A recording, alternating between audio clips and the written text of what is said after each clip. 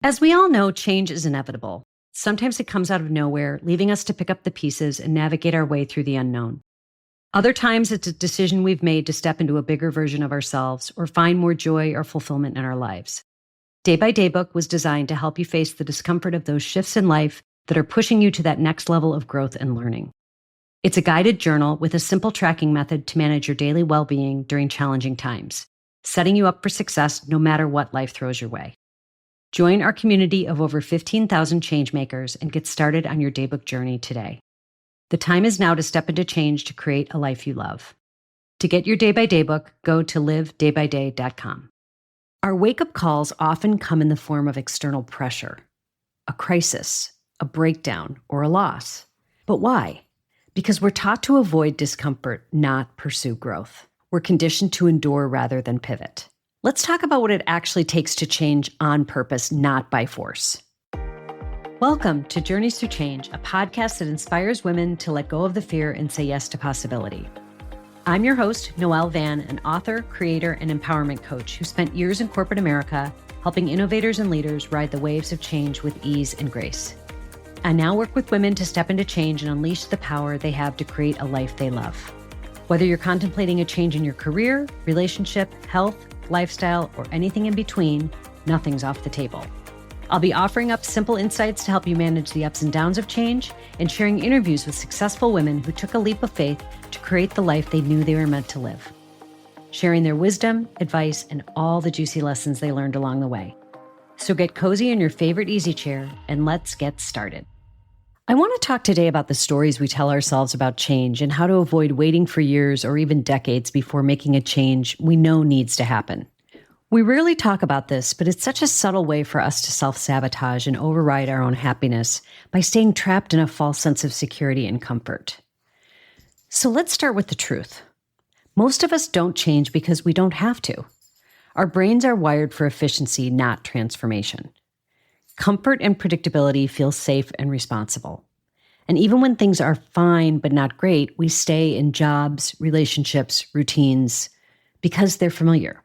There's that great quote by Tony Robbins that says, "The pain of staying the same has to outweigh the pain of change before most people will act."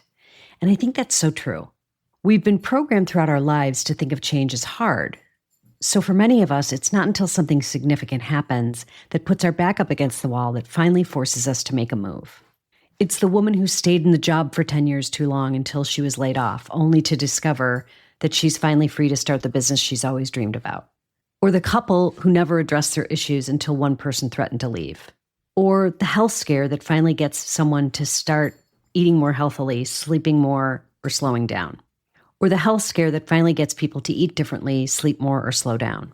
Our wake-up calls often come in the form of external pressure, a crisis, a breakdown, or a loss. But why? Because we're taught to avoid discomfort, not pursue growth, especially for women. We're conditioned to endure rather than pivot. So with this said, what are some simple ways to shift this? Let's talk about what it actually takes to change on purpose, not by force. Number one, it takes courage to practice future regret. Now, having the strength to ask yourself, what will I regret not doing 5 years from now if nothing changes? Or if I continue on my current path, what might my life look like in 3 years? And am I okay with that? Regret is a powerful motivator when you visualize the cost of inaction. Understanding that there can be significant consequences when we make the decision not to do something and holding yourself accountable for whatever that outcome may be can really help snap you into action. Now, number two is spotting micro discontent. Change doesn't require collapse. It actually begins when you start to notice that little whisper in your head before it becomes a scream. Now, here are some warning signs to pay attention to. Dreading your Mondays every Sunday night, knowing that it's the start of another week at a job you may not love. Feeling emotionally flat after a win or accomplishment of any kind that you'd normally be excited about. Catching yourself saying, "I'm fine," with a forced smile when asked how you're doing, or even dreading someone asking the question in the first place. Or fantasizing about doing something without a plan. These are all potential signs of a shift that needs to happen. Another way to see if discontent is surfacing is to track your emotional energy for 1 week. When do you feel the most drained versus when you feel the most alive? Number 3 is creating intentional disruption. Don't wait for life to do it for you. Create low-stakes chaos that pushes your growth.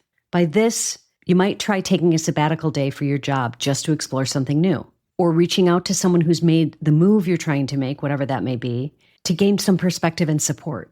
Taking even those baby steps to shake it up a bit will shift the energy around anything and often can make it easier to visualize happening.